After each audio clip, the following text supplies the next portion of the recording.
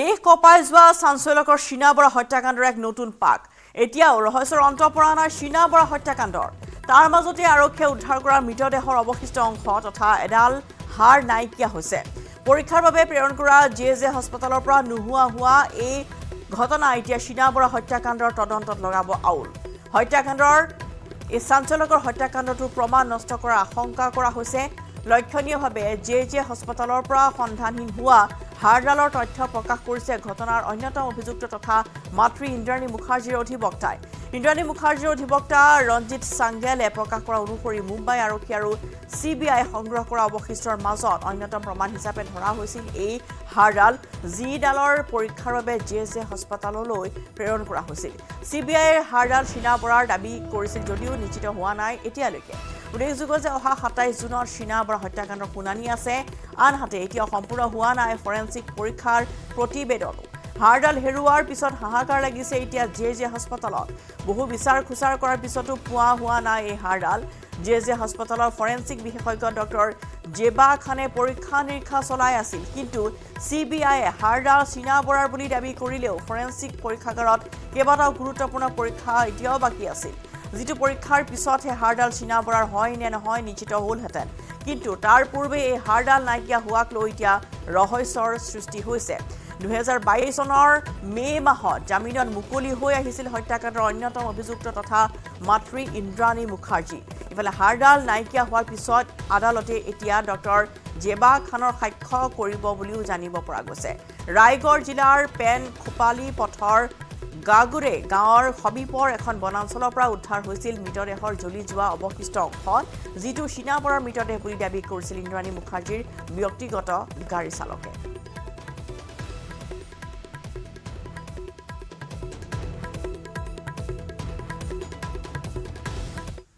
মাত্ৰ লৈছো আন এটি বিৰতি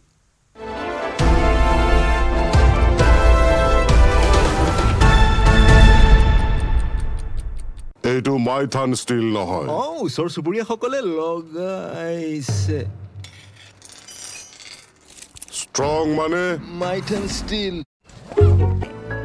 হাস্পতালৰ বিছনাত জীৱন যুদ্ধ কৰা ৰাকেশে প্ৰথমে হতাশাত ভুগিছিল কিন্তু অৱশেষত ৰাকেশে হাৰ নামানি আৰম্ভ কৰিলে নতুন জীৱন মই যেতিয়া বিছনাত আছিলো হেতু টাইমত মই সুইসাইড এটেম্প কৰিবলৈ গৈছিলো তো তাৰ যেতিয়া তাতো মই মৰিব পৰা নাই তেতিয়া মানে জীৱনটোক লৈ মানে উপলব্ধি হোৱা ষ্টাৰ্ট হ'ল যে ভাই কিবাটো আছে মোৰ জীৱনত যে দুবাৰ এনেকুৱা হৈ গ'ল তথাপিও মই মৰা নাই তো তেতিয়া মই পজিটিভলি মানে অকমান ভাবিবলৈ ষ্টাৰ্ট কৰিলো বা সোশ্যাল মিডিয়াত মই আহিলো তো তাৰ পৰা মই মুভ অন কৰিলো দেশ বিদেশত এখন ভৰিৰে সাইকেল চলাই আন্তঃৰাষ্ট্ৰীয় প্ৰেক্ষাপটত নিজৰ নাম উজলাইছিল পেৰাসাইক্লিষ্ট ৰাকেশ বনিকে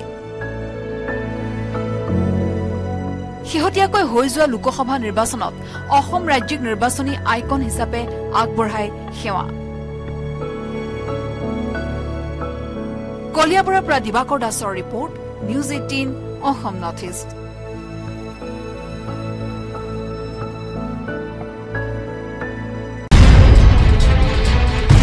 দিন দুপৰতে ওলাল বাঘ ধাননি পথাৰত বাঘৰ সফৰ কেমেৰাত বন্দী প্ৰকাণ্ড ঢেকিয়াপতীয়া অঞ্চলে অঞ্চলে বন বিভাগৰ সতৰ্কবাণী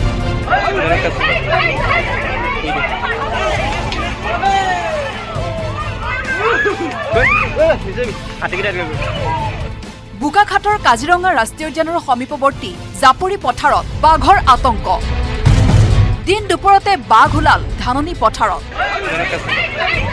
পথাৰত বাঘ দেখি আতংকিত কৃষক ৰাইজ কাজিৰঙাৰ বন বিভাগে জেচিবিৰে বাঘ খেদি পঠিয়ালে যদিও ভয় আতংকই বিৰাজ কৰিছে ৰাষ্ট্ৰীয় উদ্যানৰ দাঁতিকাষৰীয়া অঞ্চলত বন বিভাগ আহিলে প্ৰশাসন আহিলে তেওঁলোকে আহি পহৰা দি 5:30 4:00 বজাত বাঘটো খেদি পঠালে কিন্তু এই অঞ্চলৰ মানুহৰ এতিয়াও ভয় ভগা নাই যেহেতু আকৌ কোন মুহূৰ্তত আহে কি কৰে কাক কেনেকৈ মানে ঘটনা কৰে তেনেকুৱাক লৈ পেলাই ভয় এতিয়া পথাৰতে থাকিবলগীয়া হৈছে দাৱনি পথাৰত ধান নকটা হৈছে ইতিমধ্যে বন বিভাগে অঞ্চলবাসীলৈ জাৰি কৰিছে জাননী ডিফলু পথাৰ জাপৰি পথাৰ হুকানি গাঁও আহোম গাঁও ডেৰগয়া পাম বৰিগাঁও আদি অঞ্চলত বন বিভাগৰ সতৰ্কতা অঞ্চলটোৰ জৰাজীৰ্ণ বাট পথৰ বাবে যাতায়াতৰ অসুবিধাৰ সৃষ্টি হৈছে যাৰ ফলত বাঘটো খেদিবলৈ বন বিভাগৰ লগতে স্থানীয় ৰাইজ সমস্যাত পৰিছে।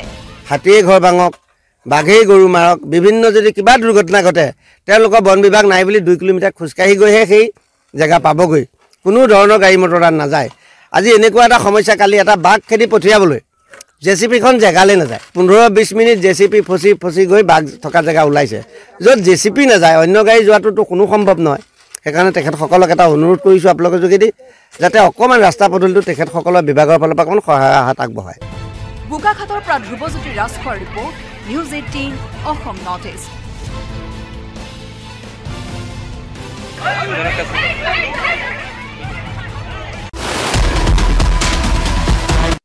এইটো মাইথান ষ্টীল নহয়।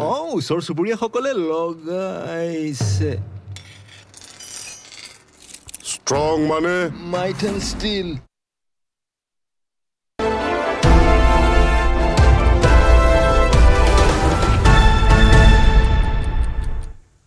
আজি নতুন শিৱসাগৰ জিলা ন্যায়িক আদালত ভৱন উদ্বোধন কৰিব মুখ্যমন্ত্ৰী। 22 কোটি টকাৰে নিৰ্মাণ কৰি উলিওৱা হৈছে শিৱসাগৰ জিলা ন্যায়িক আদালত ভৱন।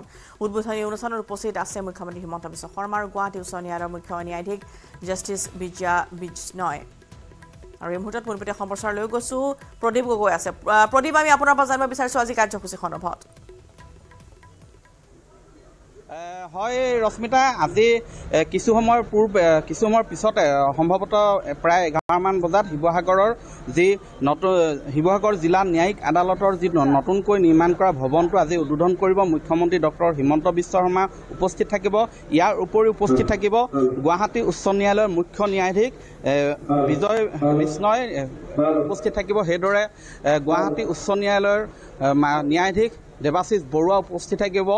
সেইদৰে শিৱসাগৰ জিলা ন্যায়পালিকা তত্ত্বাৱধায়ক অৰুণ দেৱ চৌধুৰী উপস্থিত থাকিব। মই ইয়াত দেখুৱাইছোঁ ইতিমধ্যে প্ৰস্তুতি প্ৰায় সম্পূৰ্ণ হৈছে আৰু কিছু সময়ৰ পিছতে উদ্বোধন কৰিব। ৰশ্মিতা, মই জনাব বিচাৰিছোঁ আজি যিহেতু এই ভৱনটো নিৰ্মাণ কৰি উলিওৱা হৈছে প্ৰায় 22 কোটি 49,14,659 টকা ব্যয় সাপেক্ষে এই ভৱনটো নিৰ্মাণ কৰি উলিওৱা হৈছে আৰু আজি এই ভৱনটো উদ্বোধন কৰিব, যাৰ বাবে আচলতে ন্যায়পালিকাৰ লগত জড়িত সকলো আচলতে অধিবক্তা হওক বা কৰ্মচাৰী হওক সকলোৱে আচলতে উৎফুল্লিত হৈ পৰিছে। শিৱসাগৰবাসী উৎফুল্লিত হৈ পৰিছে কাৰণ 1984 চনতে নিৰ্মাণ কৰিছিলে শিৱসাগৰ জিলা আদালতৰ ভৱন আৰু সেই পুৰণা বিল্ডিংটোৰ ঠাইত বৰ্তমান এটা নতুন ভৱন আজি উদ্বোধন কৰিব শিৱসাগৰ জিলা আৰক্ষী অধীক্ষকৰ কাৰ্যালয়ৰ সমীপতে। আৰু মই দেখুৱাইছোঁ ইয়াত ইতিমধ্যে বহুসংখ্যক অধিবক্তা আহি উপস্থিত হৈ বিশিষ্ট অতিথিসকল আহি উপস্থিত হৈছেহি। মই অধিবক্তাসকল আছে, জ্যেষ্ঠ অধিবক্তাসকল আছে, তেওঁলোকৰ পৰা জানিব বিচাৰিম আজি উদ্বোধন কৰিব এটা নতুন ভৱন পাব বহু বছৰৰ মূৰত 1984 চনৰ পিছত। কেনে অনুভৱ হৈছে? বিৰাট ডাঙৰ সাফল্য আমাৰ কাৰণে, কাৰণ ইমান দিনে আমি পুৰণা বিল্ডিঙতে আছিলোঁ। এতিয়া নতুন বিল্ডিংটো পাই আমি সকলো সুখী আৰু আমাৰ ন্যায়পালিকাও যথেষ্ট ইয়াত আগবাঢ়ি যাব পাৰিব বুলি আশা কৰিছোঁ।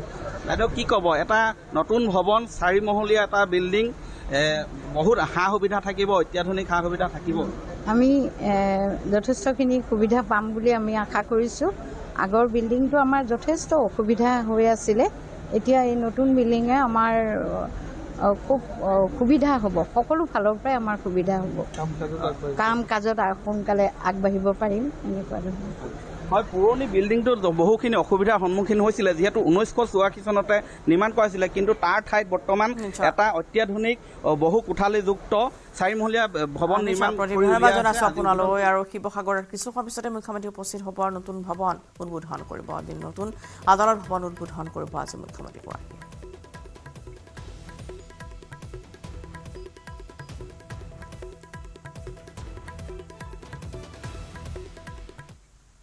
আৰু ইয়াৰ লগতে লাইভৰ পৰা বিদায় লৈছোঁ। নমস্কাৰ।